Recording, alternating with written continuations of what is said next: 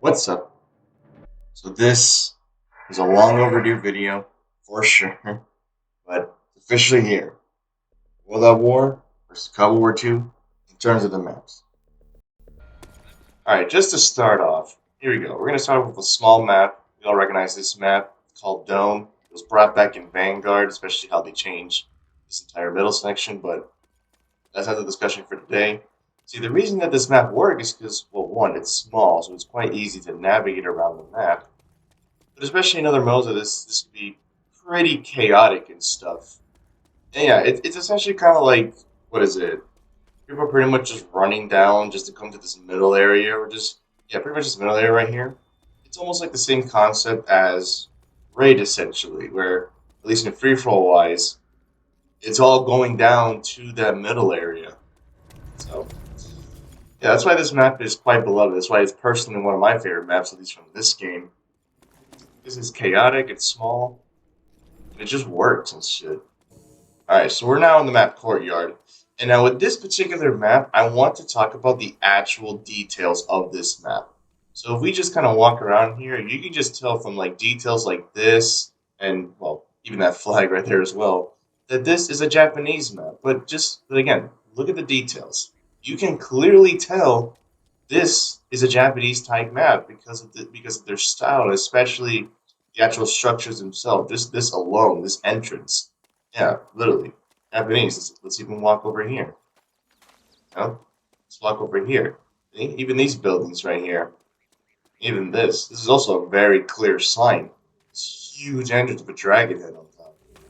Yeah, like aesthetically, you can tell this is a Japanese map, and that's the thing that I feel like World War II really is lackluster. There's not really like such identifiable maps for like each of the factions, which makes. All right, so now we are on the map Castle, and now in particular for this map, there's this one thing that I want to mention that I will try to at least showcase in the other maps, is that in World at War, there are certain maps that they actually try to make other weapons viable, for their purpose. So literally right here, this little tower right here that you can climb up those stairs. Look at that. You have a nice viewpoint of this map where you can just snipe somebody there, or you can snipe somebody there. Or even in this here, this area right here as well. You can snipe someone there, snipe someone there, whatever it is, see? It's viable for at least a sniper like this. And now another thing is that this area can be viable for probably AR/SMGs. Probably more SMGs since it's pretty close quarters and stuff. Another height difference is right here, this building here. You just go up those stairs. So there's multiple ways to get up the stairs. You can go from here or go from the back right here like as shown. See, it's good. It's good that maps have different height points because, again, it makes it viable for other weapons to at least have some purpose on the maps. Even if it's not necessarily a lot, it can at least still be like an interesting, feature to add on the maps. All right, so we're on the map Airfield right now, and I wanted to look at this area in particular since a lot of the area over here is pretty flat for the most part. But now here's where things get at least more interesting. Is again, this is why I feel like World at War maps are more, unique to them instead of World War II's. Now look, let's take this building right here. See, go up the stairs and have a different vantage point to shoot down at your enemies and stuff. It's a different part of the map. But also, they have this underground thing. And the reason that I like this is because, let's say you're playing an objective game mode. And let's say you need to get over to the other side for whatever reason, as like, just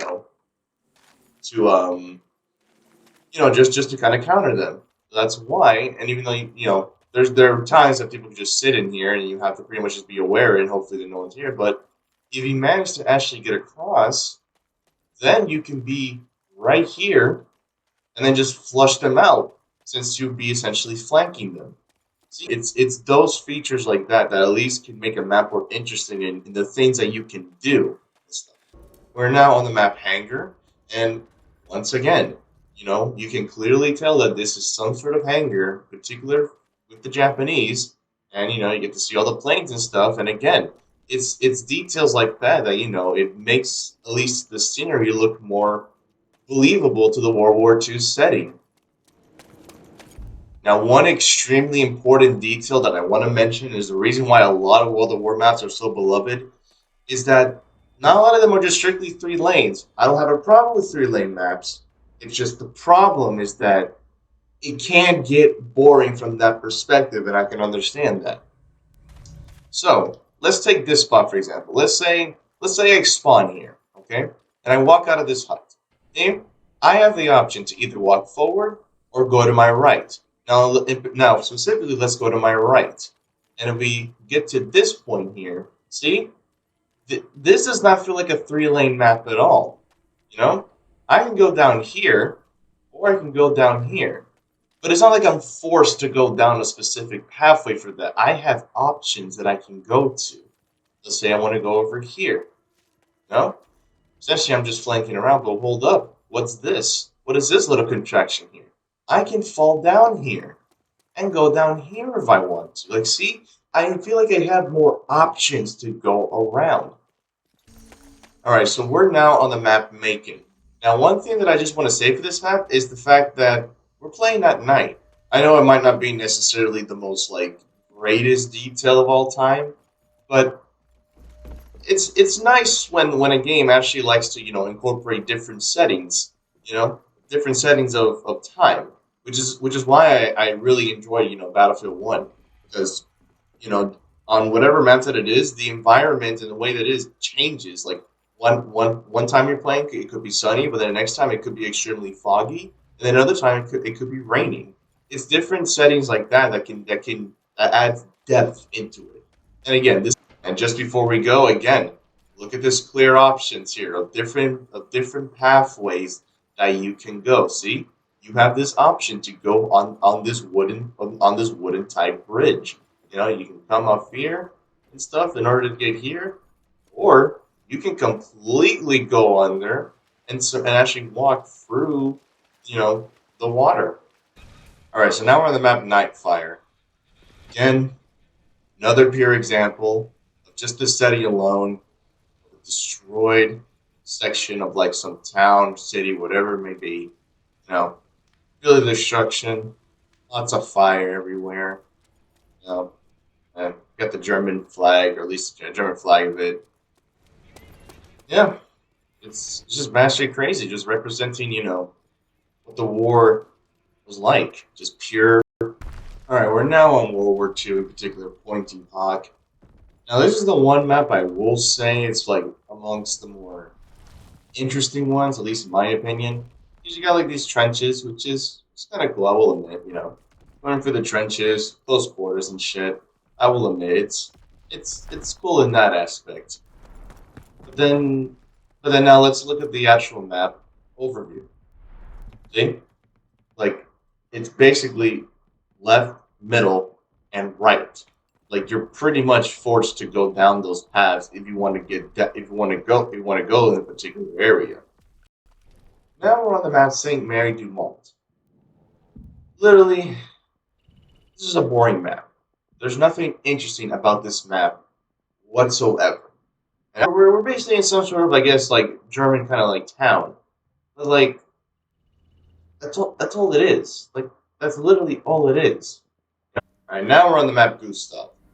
Now, one thing, as much as I despise this map, at least in terms of, I guess, at least in my experience of playing this map, like let's say free for all TDM or even like some objective game modes, actually mainly free for all and TDM, it's super fucking campy. But besides that, just putting all that aside, I can at least appreciate the fact that on Gustav, when you get on this huge cannon, you pretty much just have an overview of all sides of the map. Which that I can at least appreciate. You can it can be interesting. You can go back and forth. You can check over here, shoot somebody here. You can go back here to put someone in this little barn. You can go over here. Could someone be behind there, running up here, or you can go here. Someone could be camping back there, or in this little window right there. So I can at least appreciate that detailing. Now, just coming off of the map Gustav, and especially with the actual Gustav cannon itself, which is actually a real thing if you go look it up. Now, with Gibraltar, again, like, there's nothing interesting about this map. I'm not trying to doubt like these weren't like like real sort of I guess areas in World War II. They're I don't at least for me I don't know myself. Obviously Sledgehammer was the ones that had to do their at least their research, and they probably found out about these certain like I guess places. But again, like when you just visually look at this, it's nothing interesting. I argue that a lot of these maps that that they've provided, they could have been done so much better aesthetic wise. This is why World of War maps are just, I would say, objectively much fucking better, aesthetic wise. Because one, there are maps that are obvious for the particular faction of what it is, and they just look more interesting to begin with. You know, especially on top of the fact that they're not just strictly just 3 lanes, and you can actually just maneuver around the maps pretty like much more swimmingly. Alrighty, we're here at the end of the video. With everything that I have showcased across World at War and World War II, it's just damn to even say that World War II is a much better COD than World at War, at least in my opinion. I can safely say that, I would have probably had a much better time if I played World at War at its prime time back in 2008 than in this game. I had my fair shares in this game, I will admit, but honestly, like if you just look at the game and actually slow things down, it's yeah, there's my God. Yeah, it's just but yeah, I just want to say thank you everybody that's been watching these videos. Again, this was something that I have thought a while back, and it's like, you know what, this would be interesting to kind of just do multiple kind of videos showcasing the different detailings of these games and just really trying to prove that World at War was a much better game than this game in a lot of different ways. And yeah, I think for all these videos, it definitely shows that. But anyways, later.